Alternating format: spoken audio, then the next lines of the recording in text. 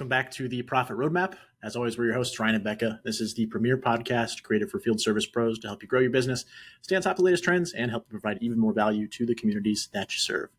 Now, today, we're super excited to be welcoming Ben Stimler, the Director of Strategic Partnerships for One Thing Marketing. And we're going to be talking about marketing, reputation, reviews. Ben, welcome to Profit Roadmap. How are you doing today? Welcome. Good. Thank you for having me. Appreciate it. Good. Absolutely. We talked a little bit before we started recording about like where you come from and what that's like. Could you talk about that? So kind of like what's your journey to Louisville, Kentucky's look like? Yeah. I am a native New Yorker in the city, pounding the pavement for a long period of my life, and lived in Manhattan, then lived in Brooklyn for many years. And then when we grew a family, we decided to to bring things to Louisville, where my wife has a large family here. So I know you're down there in Florida, so that's where my parents are, and I was just an only child, so it made sense. So more of a family decision. We said, whoever gets the job first, we're leaving. So we did, and haven't looked back. So I'm still trying to adapt and be a true Kentuckian. It remains to be seen if that will ever happen. But So how did you come to be with One Thing Marketing? I've been in the digital marketing, advertising, media, whatever you want to call it, business for I would say 20 years.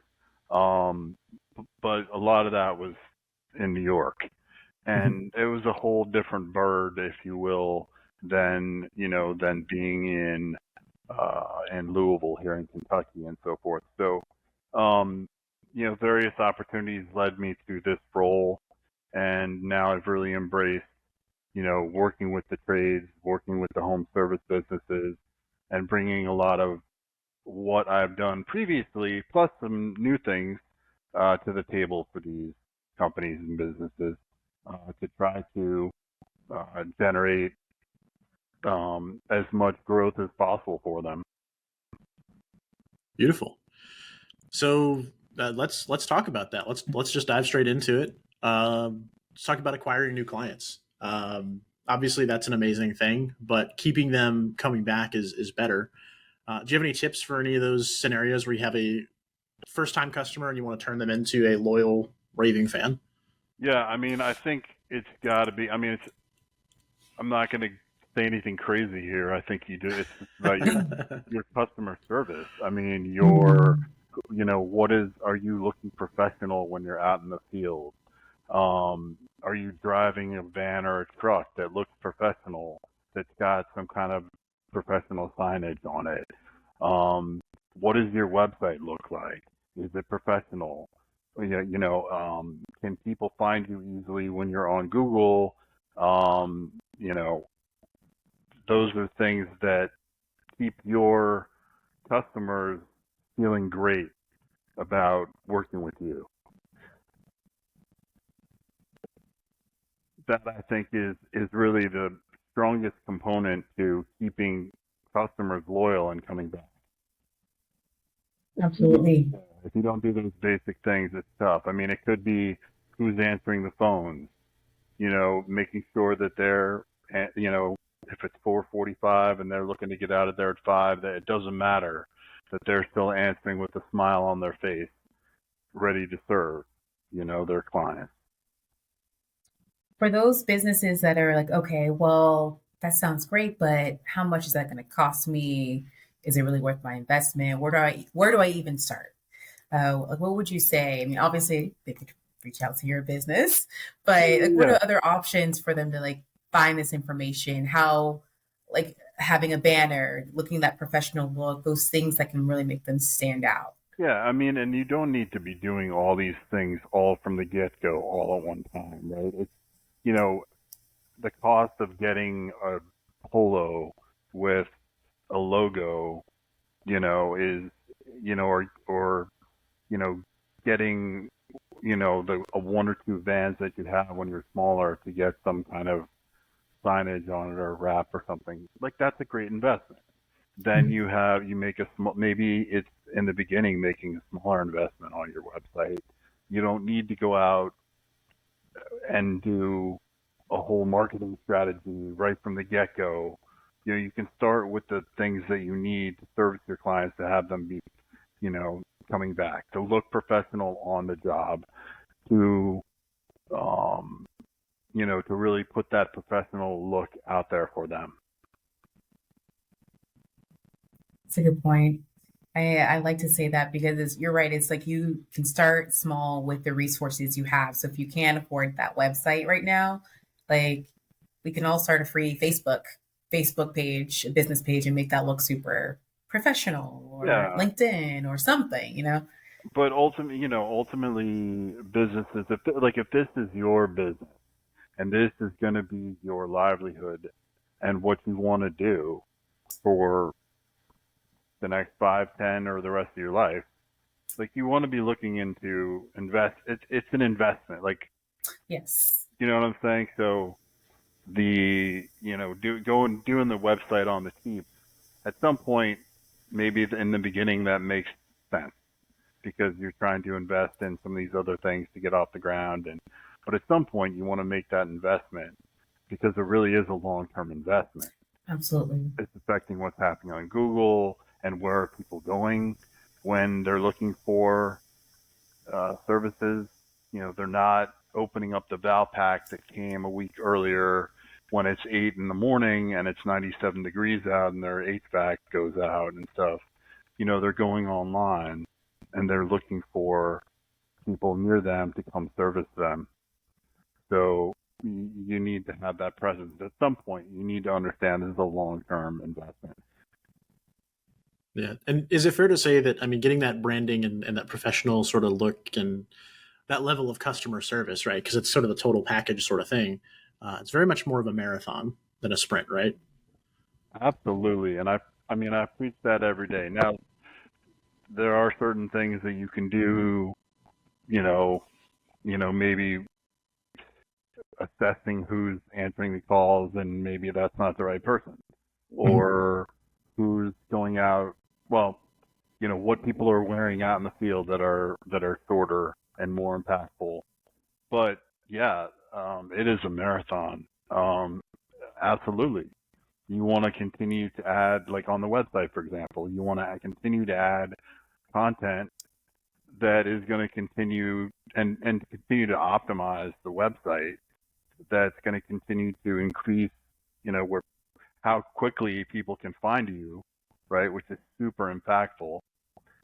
But ultimately, you definitely want to be thinking about this holistically, trying to hit as many areas as you can, whether it's from a reputation management standpoint or an SEO standpoint or a website optimization standpoint. And I know I'm hitting a lot of marketing things, but these businesses really, this day and age, like that's really important for them to be focusing on. It really is kind of bread and butter. So maybe for decades and decades, the Valpak was just the way to go. But the thing is that the Valpak, someone opens that Valpak, they're going to go online and look at your website. These things are all married, They're all connected. Yeah. Beautiful. So let's talk a little bit about lead generation. Working in digital marketing for 2 decades, what are some of the most effective strategies that you've seen to help businesses keep their pipeline pretty full? More recently, because I know it's a changing landscape. Yeah, it is. I'm going to be a little bit repetitive here, but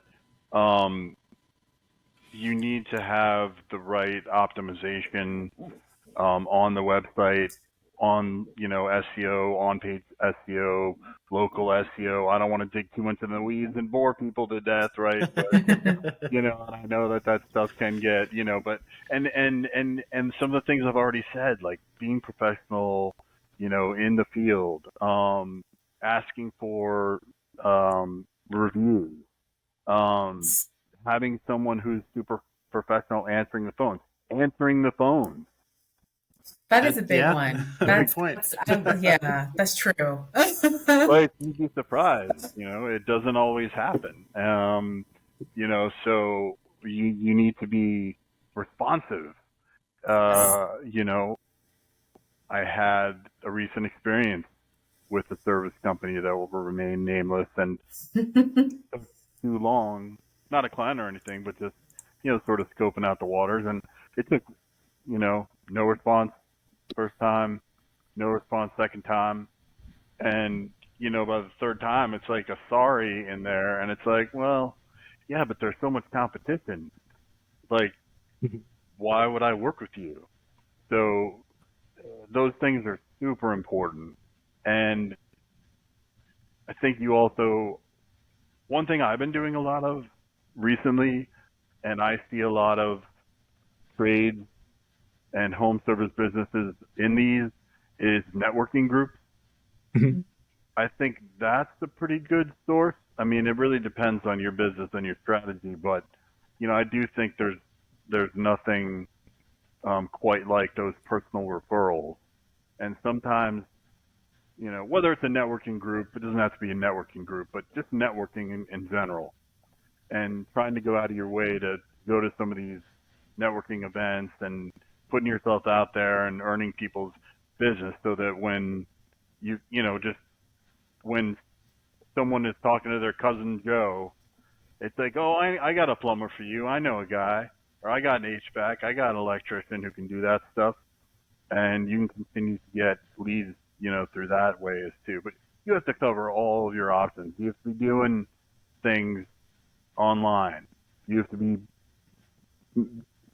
putting forth the effort in the real world with, real live referrals.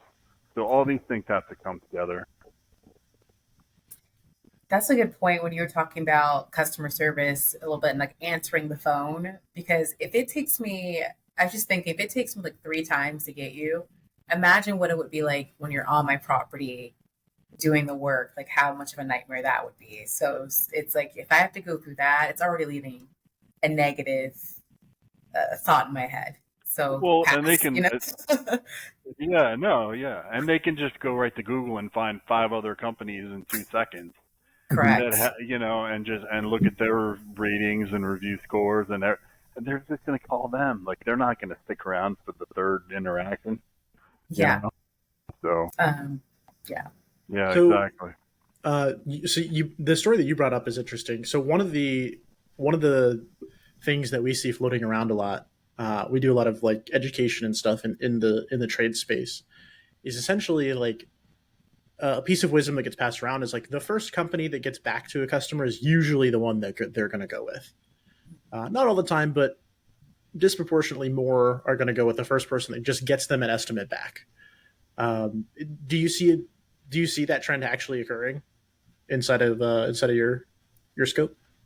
Oh yeah, and just in terms of it with our company and the clients that we work with, we may have several clients that are maybe doing similar things, or over the years have done similar things, and we'll see different results for them based on their ability to do that. And we're able to track some of that for sure, so that we can go then and help them, not to like criticize them or anything, but to say like, hey, like we try to meet with people monthly, quarterly, depending on how we're working with them, and to say like, this is what we're finding, and this is what you need to, be focusing on. But those things are also an open dialogue. It's, we're going to share information, and we're going to sometimes, share the hard truth as well, because we want the whole relationship to work better. We want your business to do better. Right. So sometimes we have to share stuff that doesn't look pretty.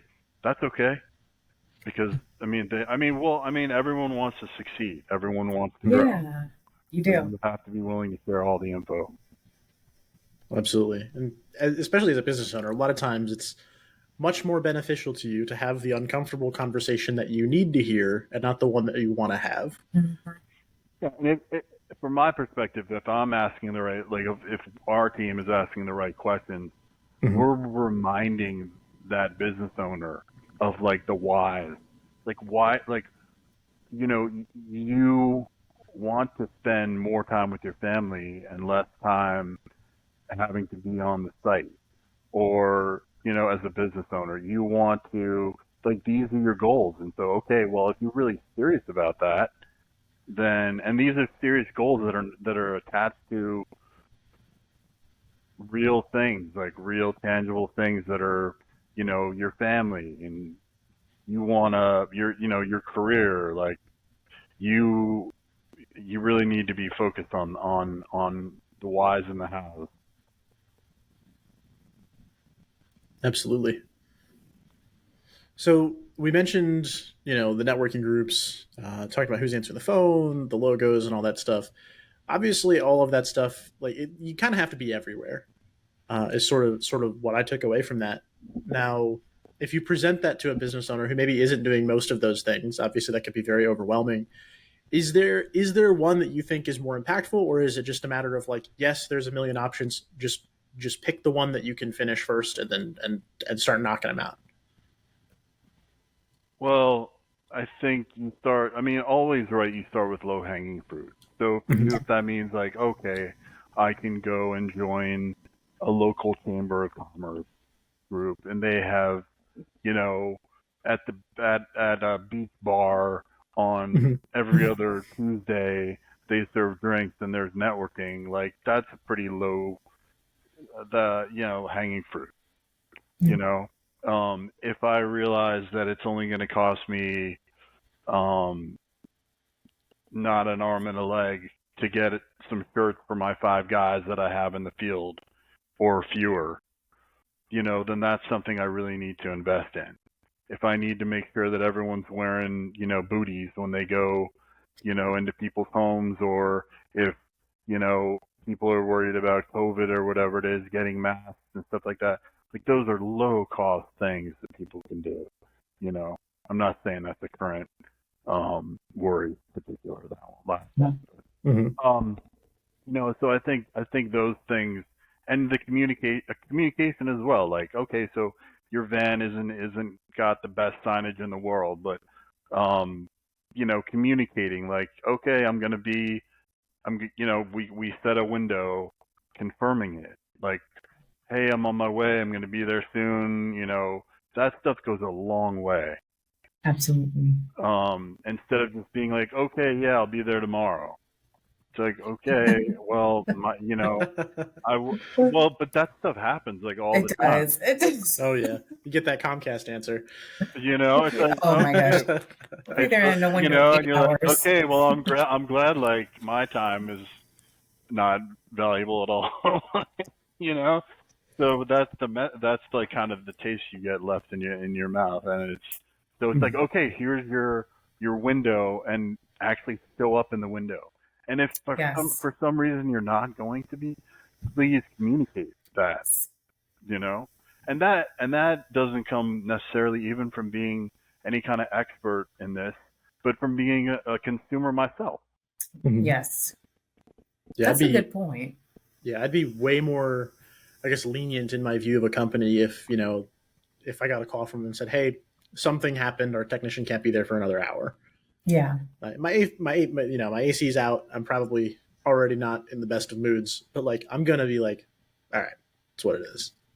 Yeah, and don't and don't leave that push up to the customer, right? Like, don't leave it up to the customer to have to be reaching out to you like, hey guys, you said you were going to be here, blah blah, between 11 and 1, and it's 2. Any updates for me? Like, no, like, get ahead of that. Be proactive. Yeah. No, that's a great point. Communication. I feel like communication can make or break a business. I mean, it's. I know there are a lot of things that are very important, but communication is like one of the most important things, I think. It's so important, and so out in the field and for the trades, for these home services, super important. And then when one thing marketing works with our clients to try to get more leads, to try to get more growth in their business, more revenue for them, like, communication is key. Like, we need to be communicating with them monthly, quarterly, whenever there's something coming up, and so no matter what it is, Becky, you're right. Like, communication is number one. Absolutely. And chances are, dear listener, if you're listening to this, you might use FieldEdge, you might use Service Autopilot. Even if you use another software, something that's becoming something that our softwares do, and that some other softwares do, is they can help you automate some of that communication. So, like within FieldEdge, for an example, I use that one because it's the one I'm most familiar with. When your technician like updates their dispatch and says, "Hey, I'm on the way," like it can shoot a text message over to your customer. So, like if you don't have that sort of thing set up already, going back to the low hanging fruit thing, like that's something that you can do directly within the software to just make that happen. You don't have to think about it. It won't know if you're going to be late. So again, like Ben said, if you're going to be late, like do the customer the courtesy, give them a call, say, "Hey, our technician Ryan, his last call exploded," or whatever it is, let them know. But yeah, use the tools that you have to make those things happen. And if you're using either of our softwares, then know that is an option for you. Absolutely. I think to your point, Ryan, most softwares are either like they're already integrating it with AI and automations. A lot of software just as part of whatever your basic package. So it's there. It's there to use.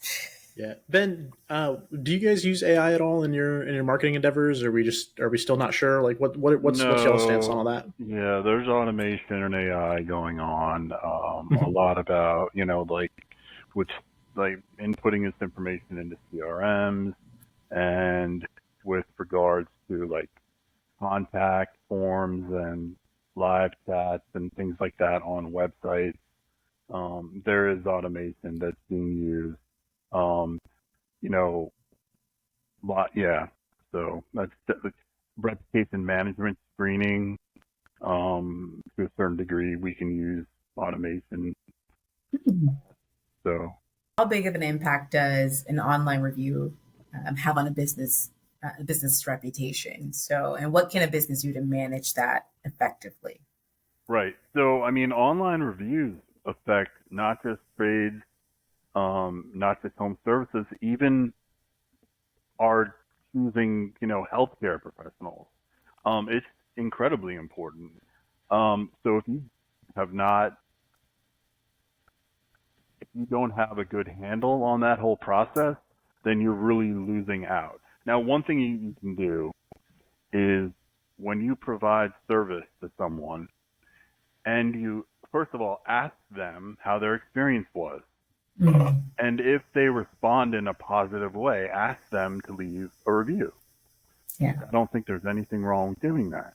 A lot of times people will get on and they'll only leave reviews when they've had some kind of negative situation. So you need to ask them, and you need to, right there, if they haven't had a positive experience, see if you can address that right then and there, to avoid having a negative response in feedback. But it's incredibly important that that's managed, that you ask for good reviews, you ask for reviews, and hopefully you've been giving them good service, so you're going to get good reviews. But people are going online to find your services and what you're doing. So they are seeing the Google reviews. They're seeing the ratings. Yes. So it cannot be ignored. I mean, it's vital to be asking for those and to be managing that as best you can.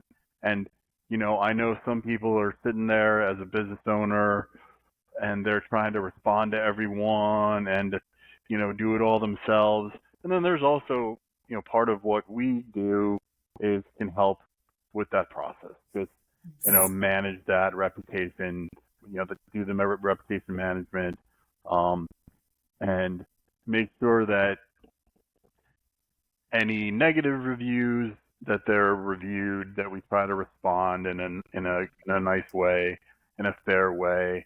And there's never any online. The last thing you want to do as a business owner is create any online battle with reviews. Right. Everyone loses. That's true. People can't check their ego sometimes, especially online, right? But as a business owner, like that's a no-no, because people are going there and they're judging you, and you're going to get less or more business based on these things. So if you do happen to have a low review, go out and get 5 more great ones. You know Yeah, what yeah. I'm saying? Like Yes. that's the way to offset that.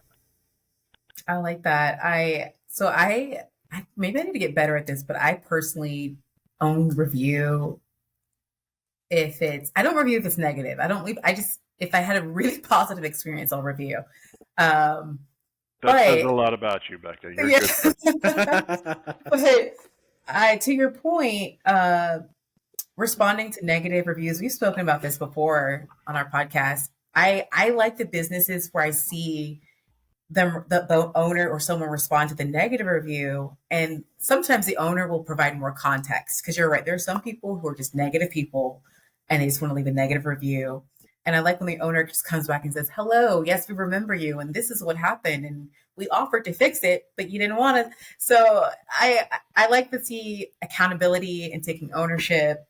And I'm like, okay, I'll give you a chance because you actually responded to that negative. Right. Like, As long yeah. as they're not in that response looking to like for the next response from the you know what I'm saying? Like it's got to be like, look, here's what happened, and I'm sorry that this experience went like this kind of thing, Right. and hopefully we can move forward in the positive way in the future, kind of, as opposed Yes. to like, yeah, we did it the right way, you did it the wrong way, and It's true. Yeah, it's wild when you get in there, because just reviews have become almost an entertaining medium for me lately. I was about to say, I read one. Yes. Like you get in there and like they are not people kind as the business owner. I've never seen any of the any mechanical contractors do this, but like maybe what I'm saying is, don't adopt Wendy's marketing strategy when you're dealing with your customers, and like being mean to your customers maybe isn't good for this industry. Yeah. Leave that to Wendy's. Let them do their mean tweet thing. That's fun. It's entertaining. It's different. I don't personally think that's a good fit for what we're doing here. I got to get caught up on that. I don't even know about that. Wow. Oh yeah, Wendy's. If you haven't seen like Wendy's tweets, I think they've been doing it for a couple of years now. But like their whole marketing strategy, at least on the socials, has just been like, we're just gonna be like kind of cheeky and savage, they're snarky, and snarky is a good way to put it. And like that, Wow. It's entertaining. I mean, and they'll like just throw what are they? Okay, this is what throw shade. That's what the kids say. Yeah. They'll just like not even shamelessly. I'm not younger than. Well, I'll take it. We don't have to get into that online, but no, they will like just throw their competition under the bus, like with no shame online and tease. It's that's the strategy.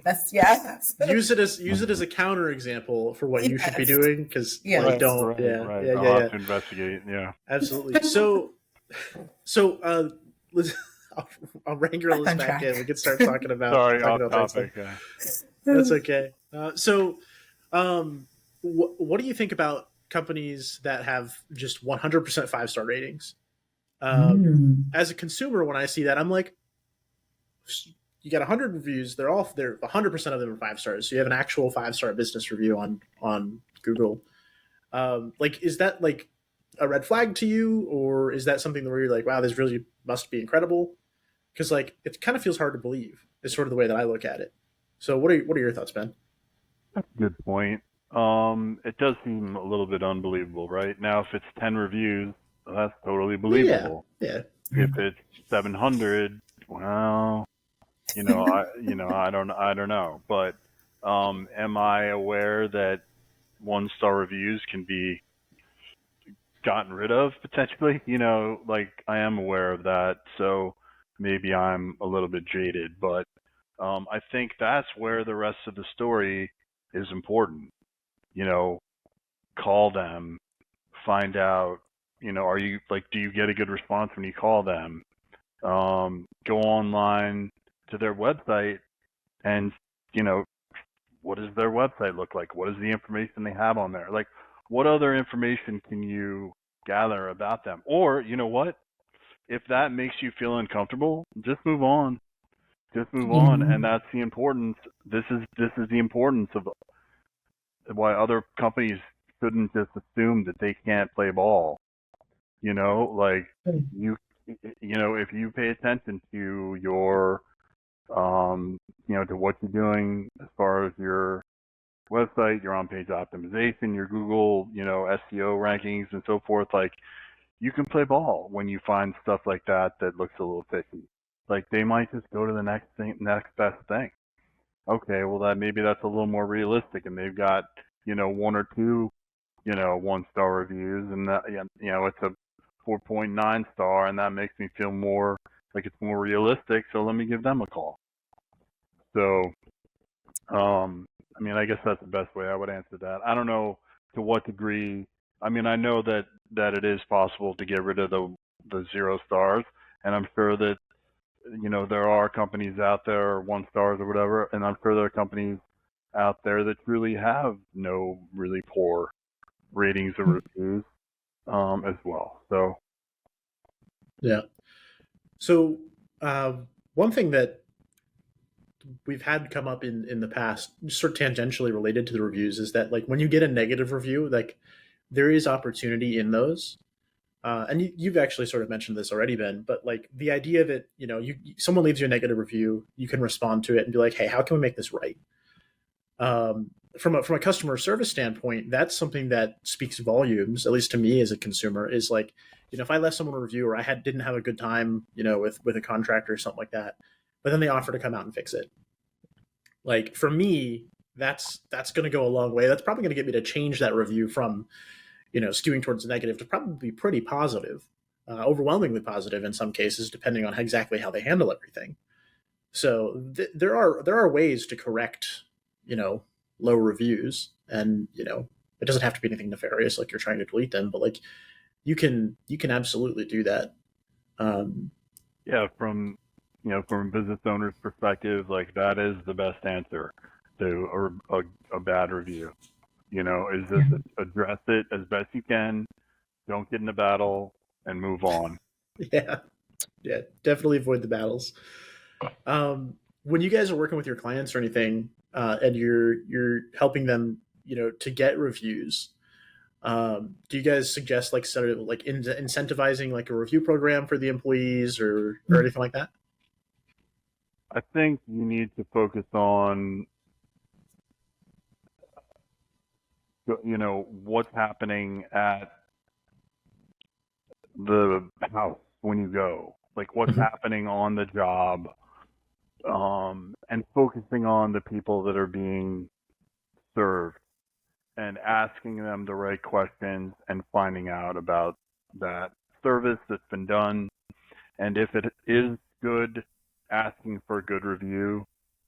And I don't really have necessarily an opinion on incentives,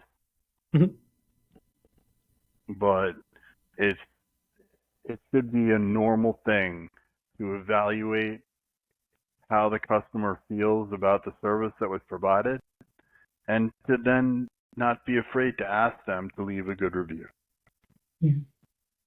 Absolutely agree with that. What is the opinion that you guys have, or what is the information that you all have with incentives and things like that? I've seen a lot of success in businesses that implement some level of like incentive program. So basically the idea is there that like if some companies just send technicians out and like they just might not be comfortable asking for a review. So giving them a little push that says, hey, every, 5-star review that you get like, $20, spiff or something like that. That can help people. Or like, maybe it's a competition, like whoever gets the most gets a thing. And like, they get like publicly recognized like within the company. So there's sort of that like prestige aspect that goes along with it. But usually there is some level of small monetary compensation that comes with it. The companies that I've seen implement that through my experiences seem to have some level of success. There's different ways to do it. The numbers that you choose to reward is completely up to the business. But I've seen it be successful. Yeah, what I will say is like internal incentivization programs like that, that are centered around customer service, are fantastic. And that's what I'll say. It's not just salespeople that should be incentivized to if you're working on, further client relations, if that, is relevant here, that's Mhm. something that should be incentivized, or you should have an incentivization potentially available to you, basically, is what I would say. So, Yeah. I kind of had like with further on that with the incentives, like the good way I've seen people incentivize customers to leave a review is easily like just leave a link in your signature line when you email them the receipt or have it on the receipt so they can easily click it and directly take them to the Google review page. Um, and then I had an experience with my car insurance where at the end of the service or the help he gave me, they said, if you leave a review, we'll give this person, this rep, a gift card. And I got to pick what gift card to wear. It would like Starbucks or McDonald's or something. So Huh. it kind of felt good to like actually like, That's an interesting okay, way I to get to do pick that. what kind of gift he gets. Yeah. Yeah. Because I there's, think I think like where it gets a little bit tricky is like where you're at. Let's say you're at the home, and you're like, Yes. hey, if you give me a good review, I'll That's give where it gets I'll tricky. give you this That $25 gift does. card or whatever. yeah, I That's think I fair. think Yeah. there's some. I'm not a lawyer, but I'm pretty sure there's some laws around like essentially buying reviews and that sort of thing. So like for anyone listening, like obviously like do your due diligence and make sure you're not doing anything illegal. Yes.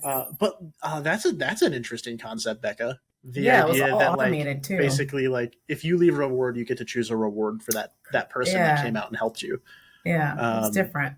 that is different. That is different. Um, I'm gonna think about that. But yeah, but okay, but that makes me want to ask about our next question, technology, because Go that's for it. evolving constantly in this landscape. Like every week, there's a new iPhone out. So it feels like Yep. at least. So, are there any emerging trends you're seeing yourself in, or one thing marketing that you think service businesses should be paying attention to right now? Um, I think like in terms of game changers, not a ton of like new game changers, but service industries need to really understand all aspects of their customer facing strategies and their Absolutely. optimizations, and really being buttoned up from answering phones to the level of professionalism we talked about earlier, and like in the field, to having to having a website and a marketing strategy. Yeah. These are the things in present day that we need to do. It's your website is your storefront, and people go to find you not in the yellow pages. They go to find Yeah. you online. So Yeah. it's I don't know in terms of like game changers, but yeah, I mean you need to focus on reputation management, um, Mhm. and yeah, just being ready to and thinking ahead too, like that marathon, that long term investment. Like you need to like if let's say you have a seasonal business and you're like, oh well, I only want to do such and such during this season when people are calling me, but you want to be working on your SEO, on your site, on optimizations in the off season, so that when you're ready and people will Yeah. find you when it is the time when bad weather is blowing roofs off of places like here in Kentucky when we have some pretty heavy storms going on. You can't, if you're a roofer, you can't just um, do it half the time. You can't be focused on it half the time. So I don't know if that completely answers the technology question, but really we see it as just like it is really mainly all technology based, Yeah. and yeah, you need to be focusing on all those things together. Yeah, you Yeah, that answered is a it. absolutely. That's a great point, though. A lot of our clients are very seasonal. So like HVAC and then like the lawn care green industry side of it, especially. Um, and one of the things that we see is around that seasonality, like in the off season is usually our busy season, right? Because when they have the time to pick up the phone and call and like invest in that technology and stuff, like that's when we're going crazy. Yeah. Um, yeah, absolutely. So to your point, if it's the middle of the busy season, obviously, like, it's probably not the best time to implement a new software because you've already got so much going on. Yeah. But if it's the middle of November and you have a couple of months where the weather's cooler, grass isn't growing as crazily, and you know how it goes, and in whatever prospective industry you're in, when your slow season is going to be if you're a seasonal one. Imagine trying to like turn the business on its head at that time while it's busy. Probably not great. Yes. So that's frustrating. absolutely, like taking time in the slow season to essentially invest in technology to improve your business is the play. If you're not seasonal, you're gonna have to choose when you want to handle that battle. Correct. Maybe that's an additional headcount scenario or something like that, but there are ways around it for those scenarios. All right, so let's talk marketing channels. So there's a lot of places that you can market: Facebook, Instagram, email, all that stuff. Are there some that you see, Ben, that are generally speaking more successful than others for the industries that we serve? Yeah, I know you mentioned starting off with a lot of the socials, and I think for certain clients that can be a good way to do it. But we really just continue to go back to that being maybe secondary to your main business needs your storefront. That's the website, and it needs to be as professional and nice looking as possible, and it needs to have calls to action in the right place and above the fold on the website. People that don't know above the fold, it just means you don't scroll down to see it. So you have a phone number, don't have a contact me button that then goes to another page. Have the phone number right there. You can also have a form on the page right there. You can have, all kinds of contact information right there, but also let's look at your products and services and let's have it in a really nice format that people, when they get there, they're like, oh, this looks fantastic, and then you want to make sure that it's all optimized in a way that speaks to Google, that ups your trust and authority scores in Google. I know that's in the weeds, right? But literally, so that people find you when they need you. I gave the example earlier when it's like 97 degrees out at 8 in the morning. It's that kind of thing. It's like your roof just got hit by 60-mile-an-hour winds, or a tree fell on top of it, and unfortunately that stuff happens all the time. It's like, so who are you calling in some of those circumstances? I mean, I think the roof repair as opposed to the tree is, with the, with high winds is a better scenario. But, you're going online and you're looking for, for roof repair. And if you can't be found, if your company can't be found because you haven't had that marathon effort, let's say, and don't be intimidated by marathon effort, but it's just like that investment, that long-term effort to make sure that your business is being seen as best it possibly can be, and it can take some time to do that, right? Then that is like the bottom of the funnel, right? That's really what I consider the most important way. You can have your Facebook ads. So, someone may not click on a Facebook ad and take an action, but they may have it in their mind, and that adds to the funnel. It's a little bit higher in the funnel, right? So that's an important thing. Like, Instagram, like those things are important. Or if you decided that you had budget and you're doing great and you want to run some kind of, programmatic video ad on like Tubi TV or something like that. Like those things are fine, or radio, or, those things are fine to do. It's just that's a different animal. That's, keeping that in top of mind so that then when something happens to your roof, you're like, you're thinking about that Facebook ad you might have seen. But really, the most important thing I think still is, Google, going and doing a search, finding the businesses that are near you that are going to be able to service you, having good reviews and good ratings, and then having a great website. It's like a circuit. It's interesting how you say that, because I actually I've had several conversations recently with different people, different generations about websites. Like, are they still important versus just having a TikTok or an Instagram?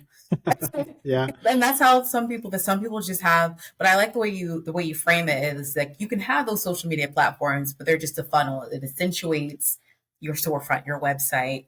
Because I know for me, when I need help with something around the house, or when I Google, I do go to a website.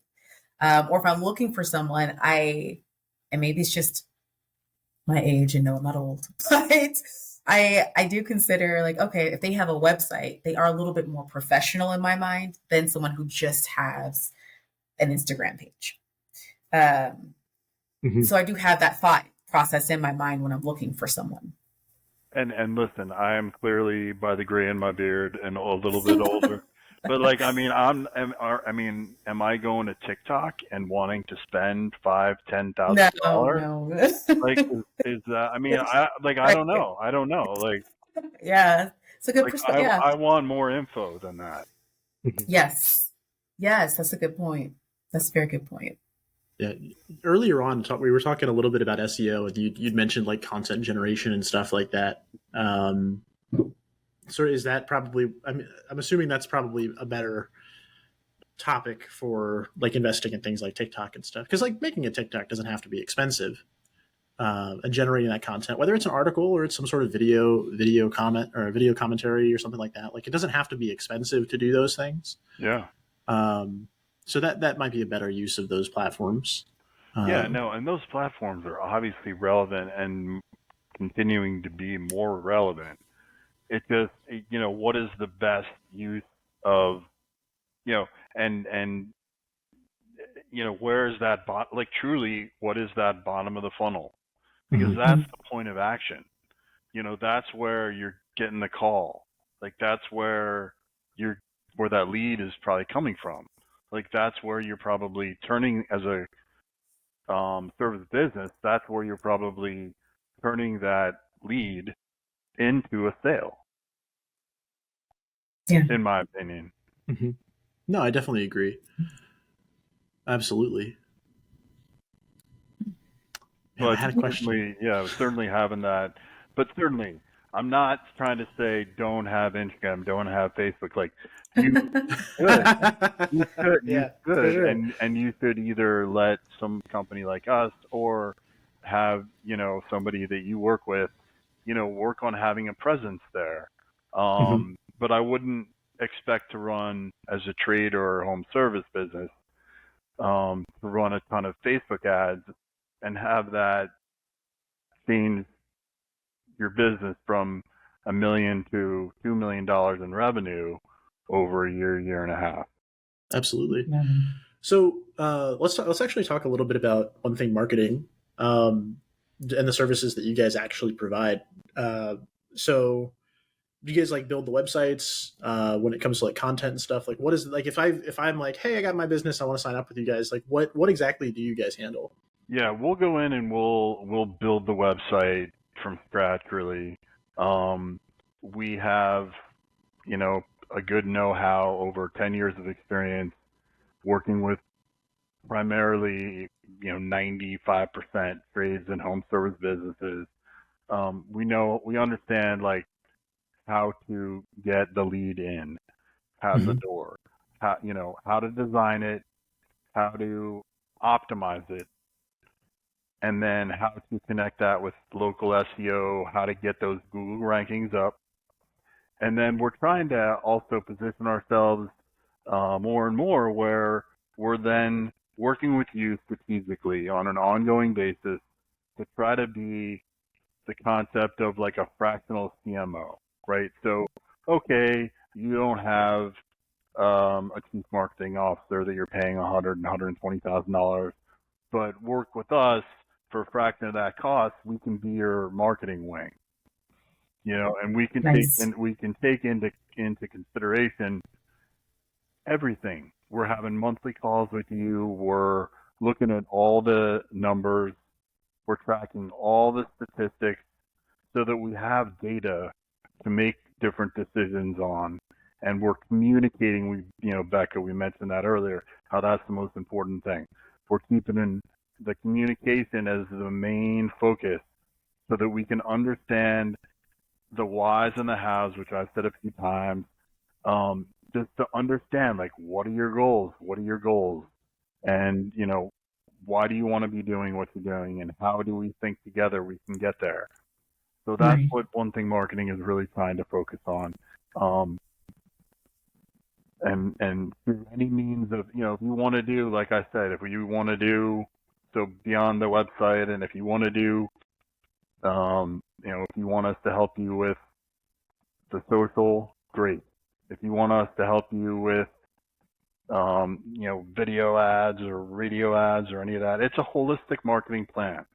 You just have to figure out what is the best strategy for you. If you need a connection to put signage on, new trucks or vans that you got, like, that's something we can help with. So because we've been doing this for so long, we have a lot of connections. We have a lot of folks on board that have varied experiences. Like, a lot of my experience was, with, banner ads first and pop-ups back in the long time ago and things like that. And then working with more recently, programmatic video advertising. So we have connections into all that where we can, make all of that happen for you, if that's a viable strategy. But number one is the bottom of the funnel, and then working from there out. But Beautiful. we want to be like the holistic marketing, CMO for you. Absolutely. I love that approach. I think that's awesome. Absolutely. And I think it's accessible for a lot of business owners. So Ben, if people want to learn more about One Thing Marketing, where should they go? So you can go to onethingmarketing.net and you can click on strategy section if you want to set up a time we can chat more about it. And that's probably the best way to go about doing it. My email is ben@onethingmarketing.net. And yeah. Beautiful. We'll make sure to put that in the show notes for you guys, just so it's super easy to find. Ben, hey man, I want to thank you so much for taking the time to come on and talk to us today. This has been great. Ryan and Becca, it's been a pleasure. I really appreciate it. It's fun. Hope we do it again. Absolutely. Okay. All right, guys. Take care.